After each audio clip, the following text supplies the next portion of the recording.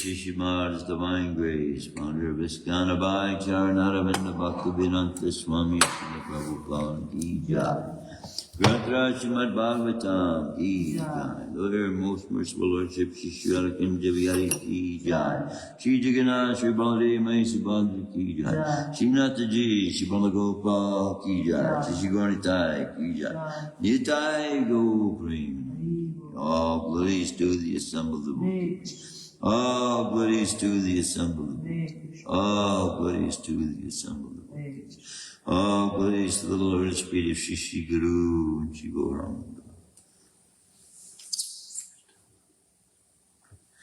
We did 2 verses yesterday because there was no purport. Yes. What did we do? Yes. We are reading from Canto 1, Chapter 10, Text 19? 17. 17? 17, okay. Sitata Patram Jagraha Sitata Patram Jagraha Muktadama Vibhusitam Muktadama Vibhusitam Ratna Dandam Gudakesha Ratnadandam Gudakesha Priya Priyatamasya Ha Priya Priyatamasya Ha Sitapta Patram Jagraha Mukta Dama Vibhusitam Ratnadandam Gudakesha Priya Priyatamasyaha Sitataptatram Jagraha Mukta Dama Vibhusitam Ratnadandam Gudakesha Priya Priyatamasyaha. Sitatapatram Jagraha Sitatapatram Jagraha Mukta Dama Vibhushitam Ratnadandam Gudakesha Ratnadandam Gudakesha Priya Priyatamasyaha Priya Priyatamasyaha Sitatapatram Jagraha Mukta Dama Vibhushitam Ratnadandam Gudakesha Priya Priyatamasyaha Sitatapatram Soothing umbrella Jagraha Took up Mukta Dama Decorated with laces and pearls.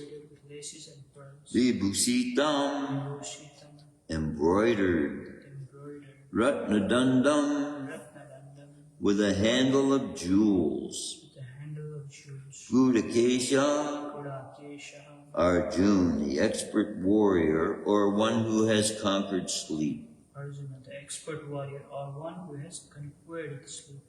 Priya, most beloved. Priyatamasya, of the most beloved. Ha, so he did. Sitatapatram Jagraha Muktadama Vibhusitam Ratnadandam Gudakesha Priya Priyatamasya.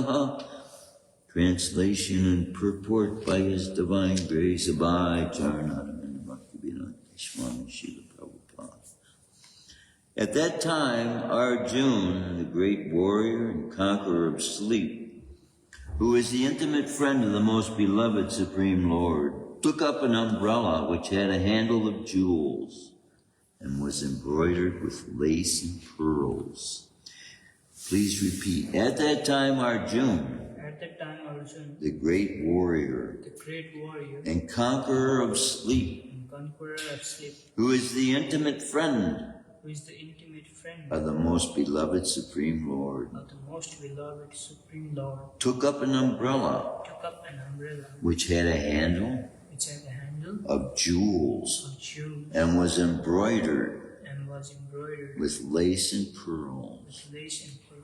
At that time, Arjuna, the great warrior and conqueror of sleep, who was the intimate friend of the most beloved Supreme Lord, took up an umbrella which had a handle of jewels and was embroidered with lace and pearls. Purport by His Divine Grace Abhay Charanaravinda Bhaktivedanta Swami Srila Prabhupada. Gold, jewels, pearls, and valuable stones were used in the luxurious royal ceremonies. They are all nature's gifts and are produced by the hills, oceans, etc., by the order of the Lord. When man does not waste his valuable time in producing unwanted things in the name of necessities. By so-called development of industrial enterprises, they are now using pots of gutta percha instead of melted metals like gold, silver, brass, and copper. They're using margarine instead of purified butter. And 1/4 of the city population has no shelter. Om Jnanatamrandasya Gananjana Shalakaya Chakshusun Militam Dena Tasmai Shri Gurave Namaha. I was analyzing in my mind months ago what a perfect city would be like. You know, when everybody is working towards the purpose of developing within themselves pure love of God, and then all that is being done. When we go to Vrindavan in India, Krishna's favorite city in Vrindavan, we still see today closely to what was the same kind of activities going on when Krishna was here. They have a goshala, they have cows that are being milked every day. Milk is being brought to the temple. And devotees are living in the temple, in the confines arranged there with the temple, connected to the temple. Ideally, a city built under one roof. As it was prophesied that Srila Prabhupada, before he was born, no, this was after he was born, I believe, after he was born. He was told by the astrologers that he was capable of building a house that the whole world could live in. So see, with the establishment of temples, a whole city can live surrounding one temple and be under one roof. Be under one roof. Totally protected from the effects of the outside world. Under a pyramid, these pyramids balance the planet. They're just now finding how heavy these pyramids are and how deep, to almost a mile deep, the foundations that are holding these pyramids in their places. So modern science doesn't have an explanation for these things. But currently, by the balance that those pyramids held on the earth was in a different axis.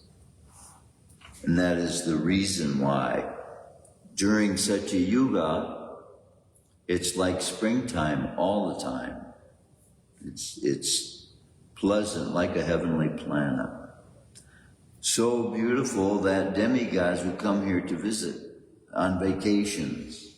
So the Apsaras and the damsels of the heavenly planets would come here for vacations to enjoy themselves in the forests, in their flying machines, which we are finding that these heavenly planets are inhabited by living beings who have the means of being able to go from one planet to another, to another, to another, for vacations, similar to vacations like we would call, but their whole lives are meant to be vacations because they are receiving the effects of their pious activities.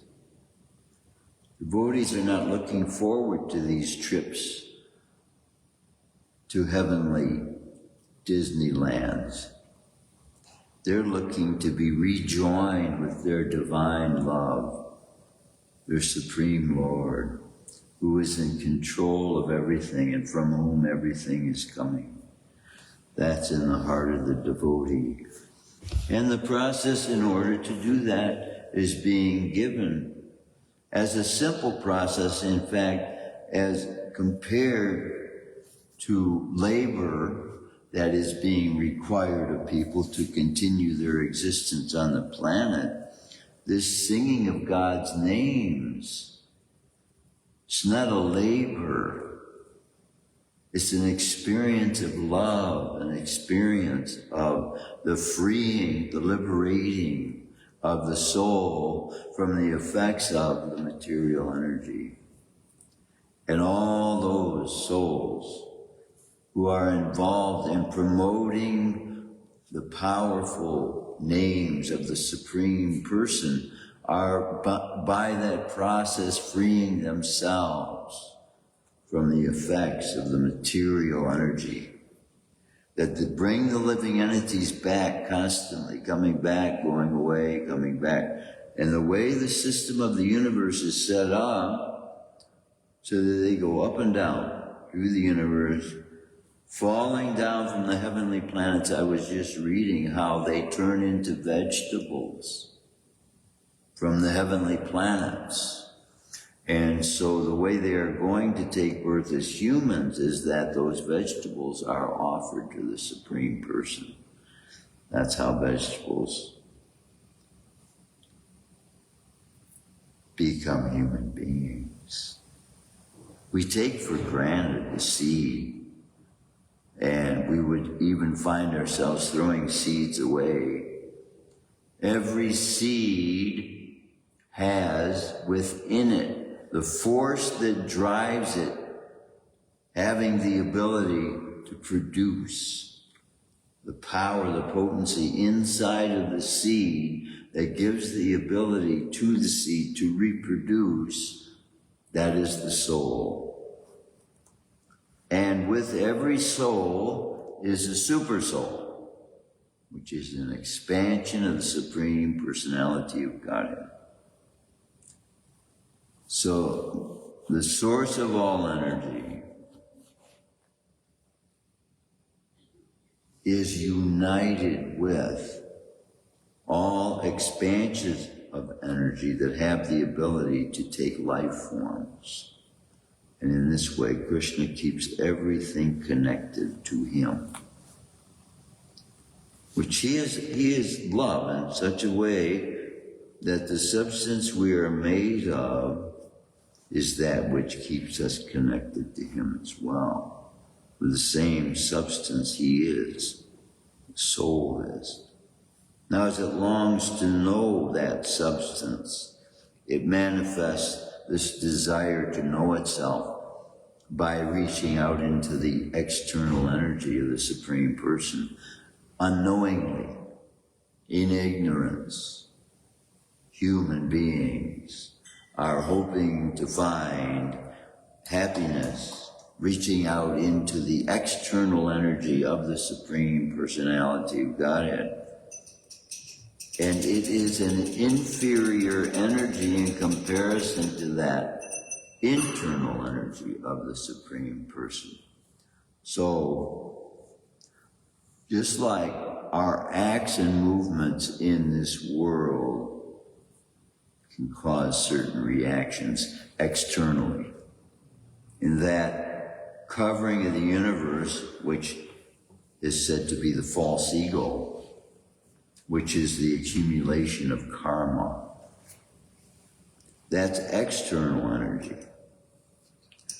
But thought,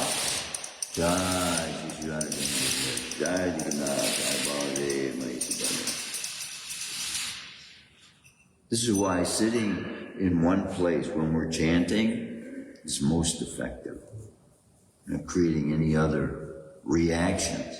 The only action we're causing is that the soul connecting with the spiritual energy of God, which is the internal energy of God. So we can do everything we want, mixing our body with so many experiences in the material energy of God, but we will never find love. It is love in its absoluteness that we are looking for in everything we look for pleasure in. It's actually love we're looking for. So the soul's reaching out to the material energy to find pleasure is its ignorant, blind, reaching for love, not knowing what it is that it is looking for even. Soul's going out looking to find a mate. Soul's going out looking to find knowledge. Soul's going out looking to continue their existence and provide for others. These are all manifestations of the soul hoping to be satisfied by love itself. Krishna takes those actions and has gone to great lengths to make every soul that enters into the material universe capable of being able to perform the functions necessary to get him out of this material universe. Simply by a thought process even. You may not even be able to chant with our tongues, with our physical tongues, which are also made of the external energy of Krishna. Although, see, it is revealed in these scriptures that some souls, they go back to God in the self-same body they were born with. Now that's pretty peculiar. The suggestion is there that this physical body can be transformed into spiritual energy in order to be able to adapt to and live in the environment of the spiritual world. It's manifest as spiritual energy, which the soul is. It's kind of a turning itself inside out. We're clothing. And your clothing, the exterior of it gets exposed to the exterior energy. But the inside, only exposed to your body, stays clean, basically, as long as you're not sweating so profusely. So the soul, in the same way, is not being affected by this material world, but it is the cause of our being put in the material world. Peculiar, again, its nature is that it has nothing to do with this material world, and yet is the cause of the soul coming into the material world. Separate from, aloof from, independent of, and yet one with. That's the nature of the soul and the physical body. Similarly, the mind is all connected with this, and most human beings are unable to distinguish between the self and the mind because they have no process for this to find out what the self is. They have no means of distinguishing the self from the mind. If you ask most people on the street, and this is the thing I used to do, I had a newsletter called Common Ground. You go to the university with a tape recorder, and I would ask them questions pertaining or leading to, hoping that they will answer, searching for spiritual truths. I would ask them things like, if you were God, what changes would you make in the world? And so people would have to think, wow, what changes would I like to see? So I put this together as a newsletter at that time. This was back in the 80s. And it's amazing, you go to, university students, and what you do by asking these questions sometimes is you're prodding right into the very things they've been themselves thinking about and applying themselves to find solutions for humanity as well. That's why a lot of them go to college thinking they can, become very adept at the abilities that they have, that they will be able to develop the use of through their education. But this also gave me the opportunity then to reveal to them the science of the chanting. And when presented from a perspective other than religion, but presented as a science, which Krishna consciousness more leans to than a religion. Because a religion, you require faith. Krishna consciousness, whether you have faith or not, by engaging in the activities of it, whether you know you're doing it or not. You can be in total ignorance of any of the process whatsoever, but simply by the act of you engaging in it, you're enabling the soul to remove itself for that time that it is engaging in that spiritual energy from the effects of the material energy. It's this powerful, this process, this system Srila Prabhupada has, following his Guru's parampara instructions, by that having been established by the Supreme Person himself as a means for human beings to find that which they are longing for in all of their pursuits. This happiness, this pleasure that we're hoping to find in all of our forms of entertainment, recreation, and all this, all to be completely satisfied in finding that internal love of the Supreme Personality of Godhead. And it is when we're finding that a person can experience then true satisfaction, because it is in that reciprocation of love with the source of love that the soul comes to find the real food that it is in fact needing to know itself. The substance of the soul knowing itself is brought to that stage by words spoken by the Supreme Personality of Godhead, Krishna. And sometimes that takes the form of his servants. Sometimes it takes the forms of his words written on a book, in a book.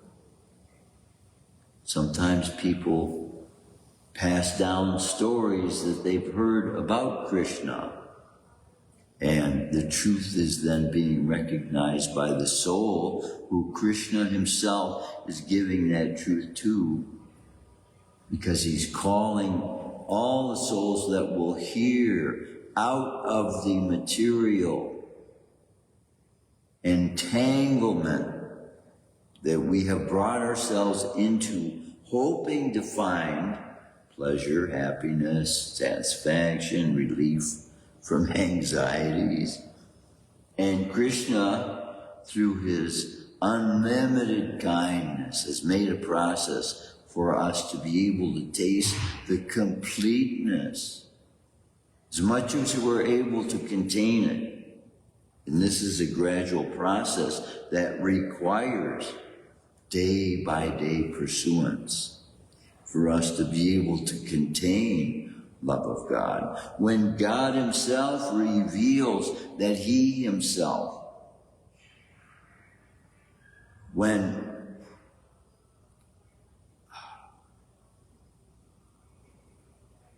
he's not forced, but Srimati Radharani brings Krishna to the Jagannath temple so that he may know the separation that she had for him when he went to Mathura and left for the battlefield. And so this too for us, when we see Krishna in the deity form, then this separation we should be feeling as well as souls. And it should bring to our remembrance that eternal relationship we have with the source of all. We came from the source of all. We are part and parcel of the source of all, and we won't be completely satisfied until we are brought to that realization of the connection we have with that source of all, who Krishna is. And Krishna above all others, who is there that's making the proclamation with the giving of such conclusive truths as Krishna gives about all of creation, about the nature of man, about the psychology of man's workings with his mind, about religion. And by reason, with a conversation being revealed that he is having with a soul who is, just as we are, jiva, not God, but being put in a place to be able to communicate with God, asking questions of an all-inclusive nature to everything we're involving ourselves with as human beings in life, making sacrifices, performing so many activities, and each and every one having their own idea about what they want to do and what their perfection is and what their purpose is. In all doing this in human society as separate endeavors. And then here and there you will see a group of people set up for one purpose, another group of people set up for another purpose. You have those who are against abortion. You have those who are against the hurting of animals. You have those who are saying that we should be peaceful and not make war. But all these movements individually are only part and parcel of what the Krishna consciousness movement is offering as a whole, because it includes all of that and more beyond. This transcendental act that human beings can take part in to be able to offer from the earth herself. The earth as we know her to be is capable of producing more than any other single living entity in and of themselves. And we also have relationship with the earth. And as long as we engage ourselves in those activities pleasing to the Supreme Person from whom the earth is coming, then we will have good relationship with the earth as well. Because the devotee is involved in offering everything the earth is producing and offering that to Krishna, from whom all things coming. And in this way, the earth is benefited. The earth is taking pleasure in her children taking part in those activities that she knows are beneficial as well to her. When man is given a responsibility over the forms of life that there are in the earth, and he actually takes part in those activities that are of a protective nature, are of a guiding nature, are of an educational nature, are of what to speak of a liberating nature. Devotees of God that are surrendering to the Supreme, God is giving the ability to liberate other souls, to bring them out of the bonds of birth, death, old age, and disease, and give them the truth that is the satisfying experience consciousness itself can wrap itself around, can experience satisfaction by. It is truth that will satisfy the soul, that brings it to the knowledge of itself and the nature of itself. Why self-realization is so important. If we don't know our own nature, we will not know the nature of God.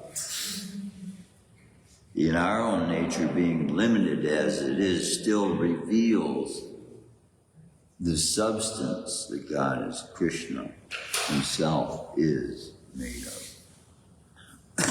But it is by a combination of all these 9 processes that we get the superior most capability of being able to absorb the philosophy in its completeness.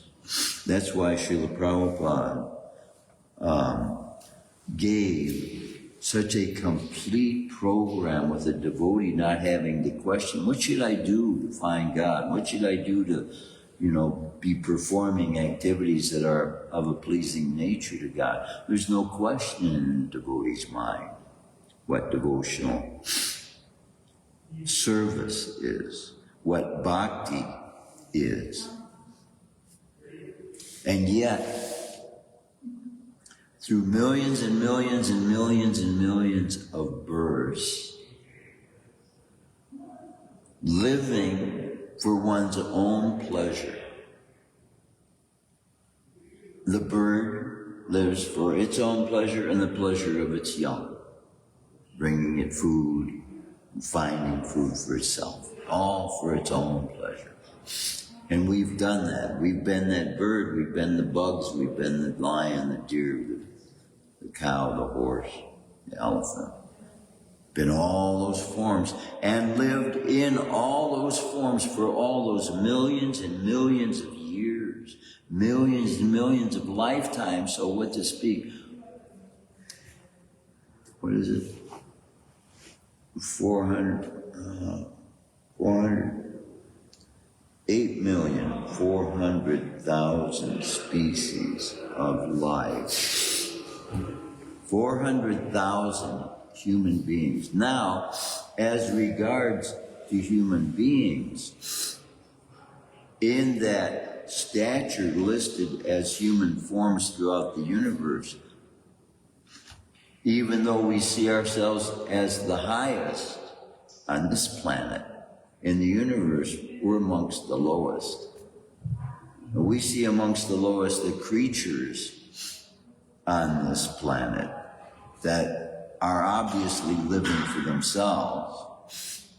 But in the universe, all those living beings, having gained entrance to the heavenly dwellings, are there by pious activities. And those pious activities accumulated far outstretch that capable of us being able to accumulate in one of our short lifespans that we're accumulating now. Those living entities in the heavenly planets have performed activities to gain those heavenly realms. But when those activities have run out, then they have to fall again. And in order to take birth as a human being, they have to become vegetables. And in order for that vegetable to become a human being, in most cases, it has to be offered back to the Supreme Personality of Godhead. Well, say in order, Krishna.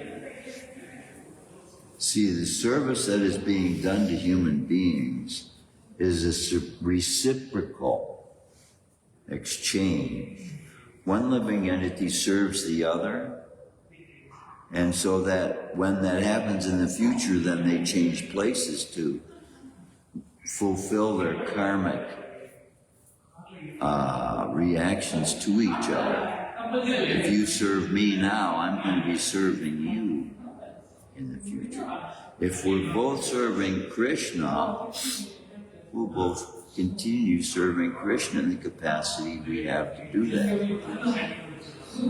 So, once on the path of eternity then, that puts that position that soul is holding in a different place than that is being exchanged with karma.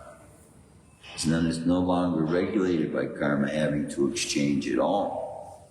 This is what the problem with falling down is. Falling down is like backwards evolution. It took so much to get up to this stage, but it's so easy to fall back down. And so Srila Prabhupada gave these 9 processes. Every single one of them is a means for us to be prevented from falling down. is a means for us to be continuing on the path upward, on the progress towards perfection. And if we simply stay on that path, we have the promise that at the end of this life, this next dwelling we have will not be of a temporary nature. It will be of an eternal experience. The soul itself will manifest after leaving the body in a form that will be able to see Krishna face to face. Krishna promises that in Bhagavatam. It's Saturday today, it's very cold. We don't get a lot of guests when the temperature is like this. But see, this kind of climate that is unnatural, everybody feels uncomfortable by. Srila Prabhupada said ice is an illusion. It's a form of Maya. Because water is, its natural state is liquid. And in its liquid state, it's of a healing nature, it's of a cleansing nature.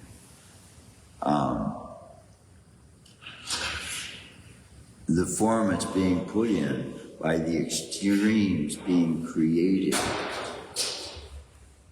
are of an illusory nature. And it doesn't exist in that form in the spiritual world, is the point being made. In the spiritual world, the environment is constantly perfect, which we don't have knowledge of. What the body would be going through in that, but we can. And the mind has the ability to bring us there, which we go there when we chant Gayatri. When the Brahman is chanting Gayatri, the mind is taking the soul to the ruler of the universe, Brahma. He's the firstborn in the universe, right? But first, through recognition of the lower, middle, and higher planetary systems, and in reverence of that, then the soul is automatically, by his consciousness, putting himself in his mind in the same place a person who is living on the inner surface of the universe would see themselves in relationship to the firstborn of the universe. So this consciousness that we have while we're chanting Gayatri, in the first verse of Gayatri, Om Bhurvavasva Tat Savatur Grenyam Bhargo Devasya Dhimahityo Yona Prachodayat.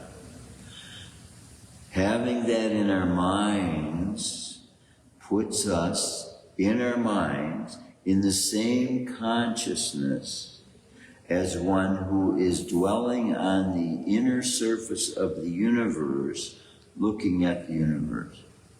That's how they see the universe, set into an arrangement of lower, middle, and higher planetary systems.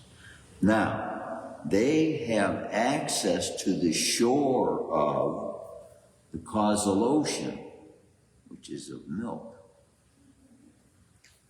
Krishna, lying on that causal ocean, is in the same controlling position of the universe there, as he is taking the seat of in the form of Lord Chaitanya in the center of the universe, also inside the sun.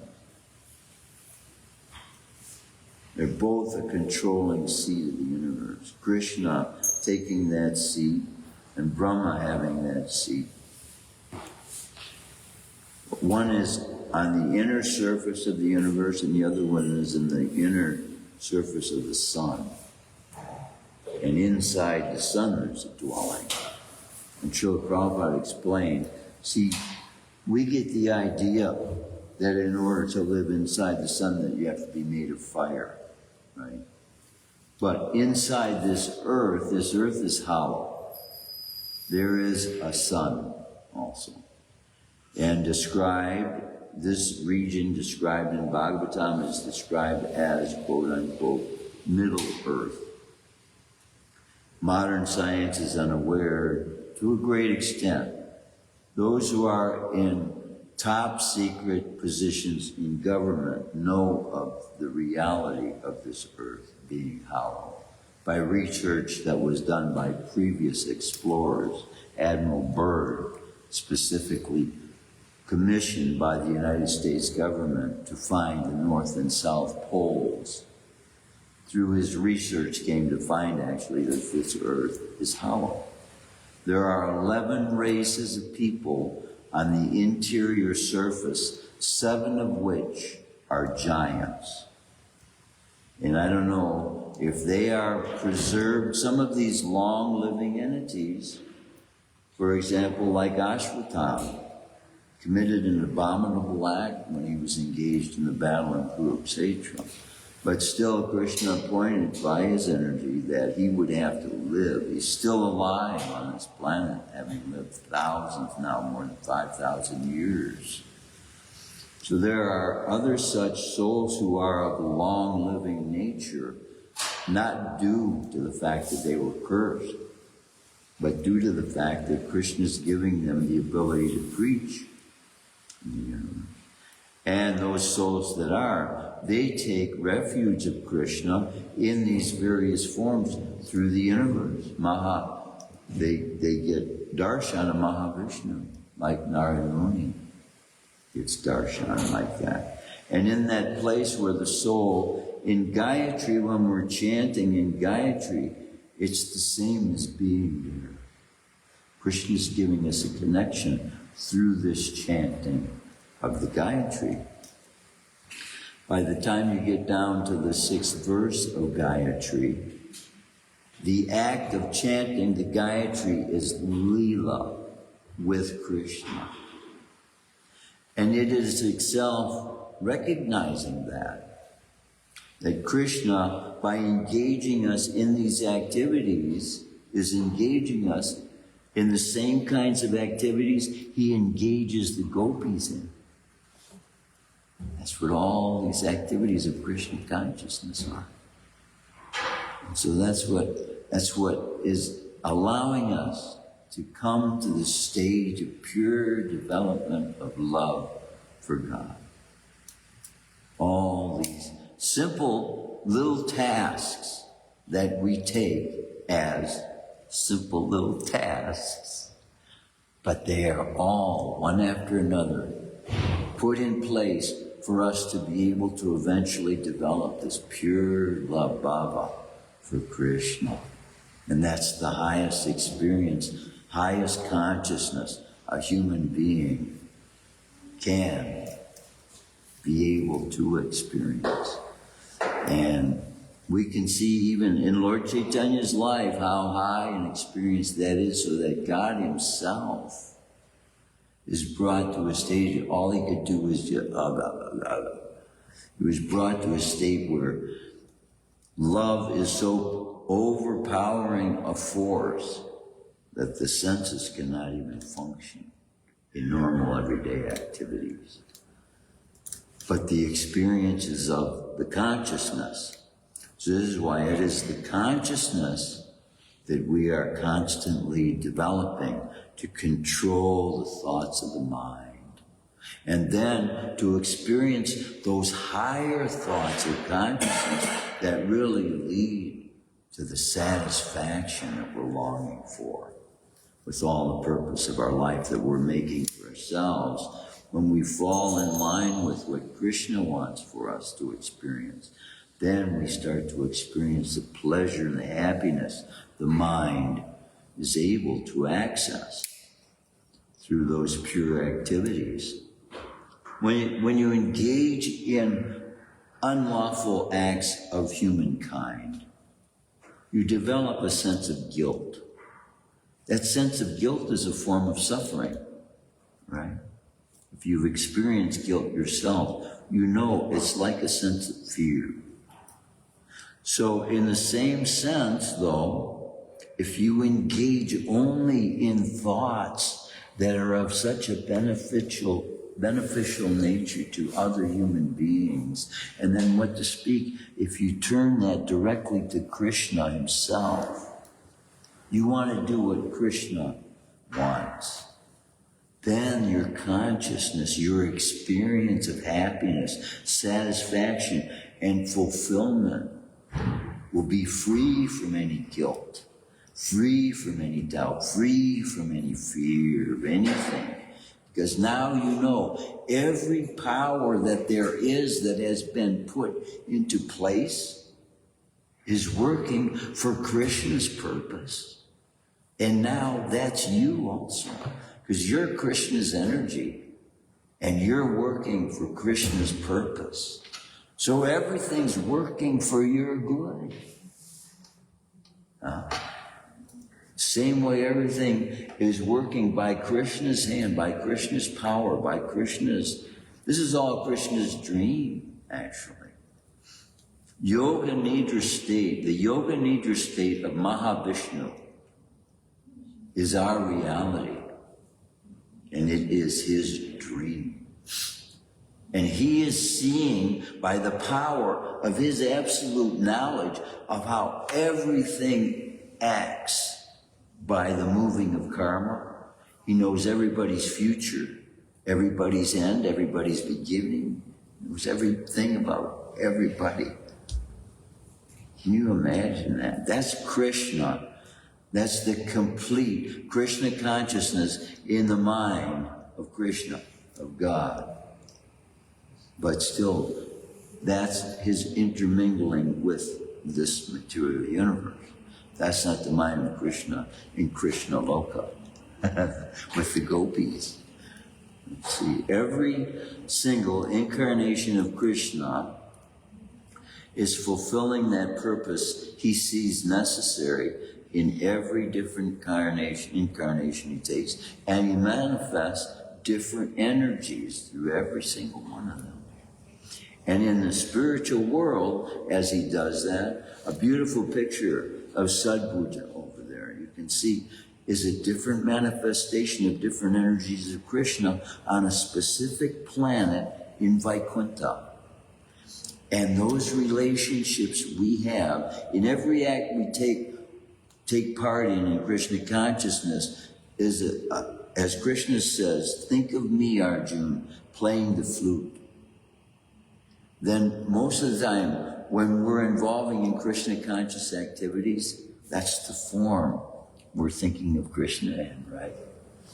The form whose mother Yasoda he's engaging in such activities with. This is a form of Krishna that we're taking part in. So, but in the Vaikuntha realm, now that's Krishna Loka. In the Vaikuntha realm, there are also other aspects of Krishna's personality that souls develop attachment to. And they go to those realms, are also available. And there's no anxiety there. But it's not the same as that being offered by Bhagavatam through the Krishna consciousness movement. It's the supreme dwelling where the gopis only have access to. And that we can be made known to us as we're chanting Gayatri. The realization of that comes with this last verse of Gayatri. Krishna, please shoot me with your arrow, your loving arrow of love, your flower arrows, that I will love everything about you, that I will love your Bhagavatam, that I will love your devotees, that I will love your movement, that I will love all of your spiritual masters, your group. And so this confirms in us and strengthens in us as we chant this 3 times a day, our conviction and our love for Krishna. It's such a reciprocation that the devotee can only hope that as many people as possible in our lives that we can affect, that we can come in contact with, to allow them to also have this experience of being in Krishna's presence and being able to know what Krishna's love for us is. Yeah, that's the fulfillment of Krishna consciousness. That's the promise we're being given. As we see the example of Srila Prabhupada's life, we can know how true it is. And the effect that it's having even hundreds of years later, it's going to, for 10,000 years, these books are going to eventually guide the world. So we can know there's going to be big changes made. Big. For our benefit. Because we're in that energy of Krishna. We're going to get the greatest experiences. Can't even imagine with our greatest imaginations what Krishna has prepared for those that love him. That's Bible, but it's truth also.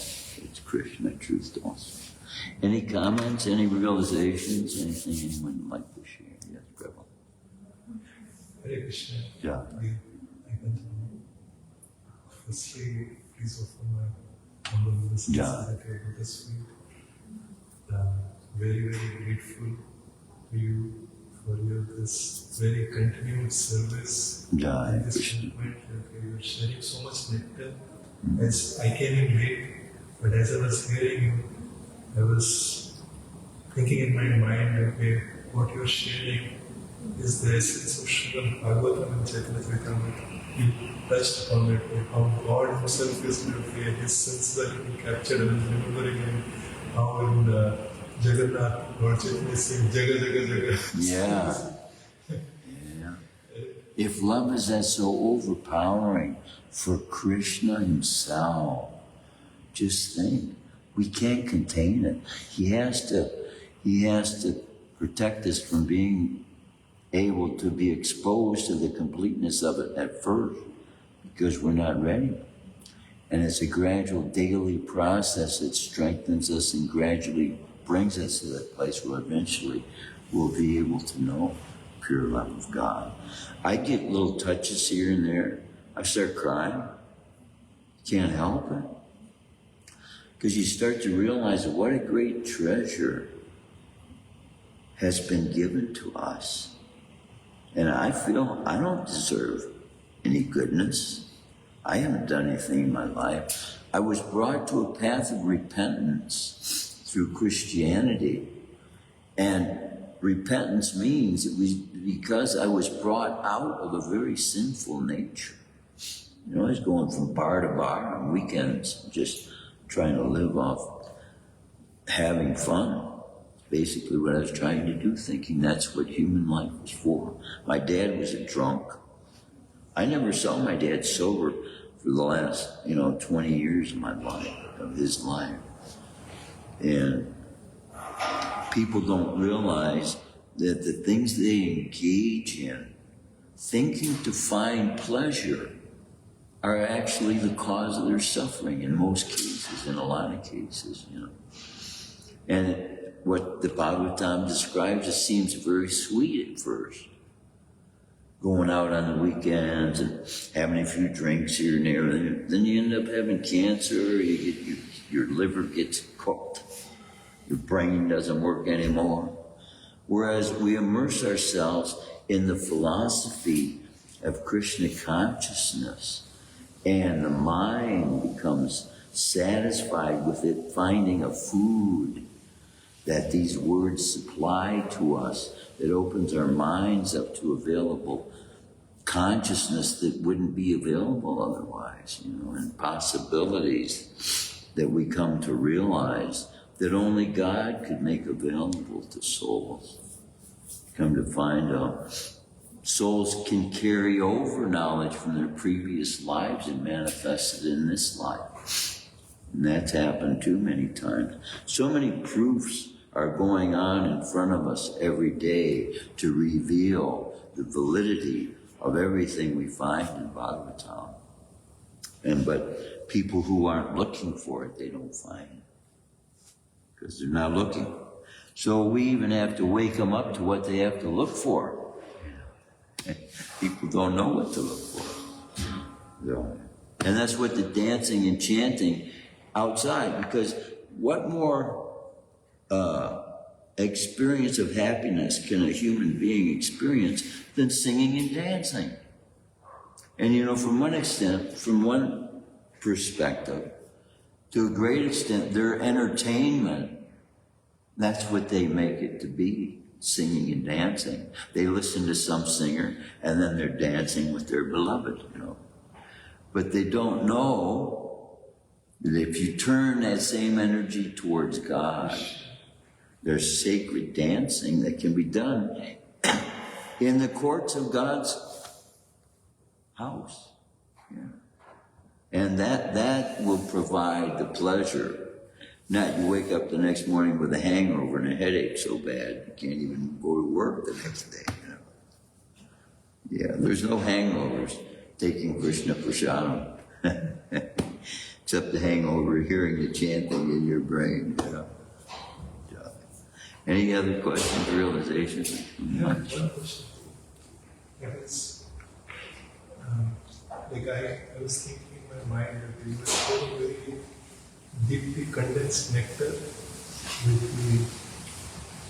the Gayatri's, where we started with the Sambandha, with the first verse, the connection, and then we went up to the Prayojan, Yes. and the highest thing that Srila Prabhupada put together our assets, which Krishna's the Madhya. Yeah. So, my question is really if you can, I can understand you, and the cause is much good, but I can understand. You deeply realize this. Say that again. You deeply realize this. As you chant the Gayatri, as you meditate on this, as you are sharing the Gayatri, feel that how much deeply you have realized this as you are deeply meditating. Wow. That's very encouraging. See, you know what this is? That when we say association, what we're actually doing is feeding each other as souls. Because the truth of Krishna, our pursuit of Krishna, and any encouragement that we give each other is like a form of worship. Yes. See, people in the world are thinking of worship as something that only should be directed towards God. But Krishna reveals through the processes we engage in how to become human beings proper. And in the development stages then, what we think of as worship is actually the proper way to treat one another. When a devotee first sees another devotee, what do? They offer respectful obeisances, bowing down. No, they're not worshiping each other when they do that. They are showing respect to the fact that that human being has an incarnation of the Supreme Personality of Godhead dwelling in that body with him. And that's what the recognition is. We're not worshiping each other, but we're respecting one another. And that's what worship is. Due respect. Due respect. That's what worship is. And because Krishna is the source of everything, simply acknowledging that by offering it to him in the form to make it more pleasing, then is simply a human thank you, right? This came from you, and so I put it in a way that I would like to make it pleasing to you as well. And it's human being. That's what human beings should be. But we go out in the world and see so many people who are taking part in the human form and yet not acting like human beings. Sad. Because we know their experience of consciousness is going to be rough stuff. And that's why they're suffering. Because they don't know how to treat other human beings like human beings should be treated. So we get back 7 times. And that's merciful. When you think about the laws of nature, if you plant a seed, how many seeds come out from one seed? Unlimited. Unlimited. So in effect, that's true karma. But Krishna mercifully, if someone takes one life, every man has within him unlimited life. Think about it. Even one seed having the ability to produce unlimited seeds, because every seed having another seed, having another seed, having another seed. It's unlimited. So when they say, if you take one life, you're going to have to pay 7 times. That's actually very much limiting the effect that the taking of that one life had on 7 other people. Most taking of lives affects hundreds of people.